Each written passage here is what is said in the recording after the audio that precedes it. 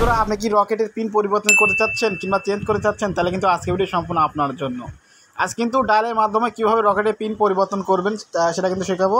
অনেকে কিন্তু রিকোয়েস্ট করেছিলেন কীভাবে রকেটের পিন পরিবর্তন করতে এই বিষয়ে একটা ভিডিও তৈরি করার জন্য। তো আজকে আমি আপনাদের শেখাবো কীভাবে ডায়ালের মাধ্যমে রকেটের পিন পরিবর্তন করবেন।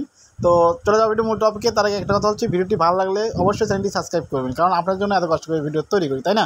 তো এখান থেকে রকেটের পিন পরিবর্তন করার জন্য ডায়াল করতে হবে *322#। তো বন্ধুরা আবার বলছি, রকেটের পিন পরিবর্তন করার জন্য ডায়াল করতে *322#। তারপর কল ট্যাপ করবেন। তো আমি এখান থেকে কল ট্যাপ করে দিলাম। তারপরে যে সিম আপনি রকেটের খোলা আছে সেই সিমটা নিয়ে নেবেন। আর ওয়ানে খোলা আছে আমি ওয়ান নিয়ে নিলাম।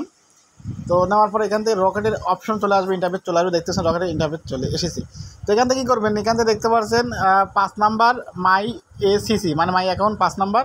তো এখান থেকে 5 তুলবেন, মাই অ্যাকাউন্ট যেটা সেটা তুলে দেবেন। তার 5 মাই অ্যাকাউন্ট 5 তুললাম। 5 তুলে না সেন্ডে ট্যাপ করলাম। তো আপনি সেন্ড করে ট্যাপ করবেন। তো সেন্ডে ট্যাপ করার পর এখান থেকে দেখতে পাচ্ছেন চেঞ্জ পিন 3 নাম্বার, ওখানে চেঞ্জ পিন 3 আছে। তো যেহেতু সে পিন এটা চেঞ্জ করবেন সেজন্য চেঞ্জ পিন 3, এখান থেকে 3 তুলতে হবে। তো 3 তুলে জাস্ট এখানে সেন্ড ট্যাপ করবেন। তো আমি এখানে সেন্ড ট্যাপ করলাম।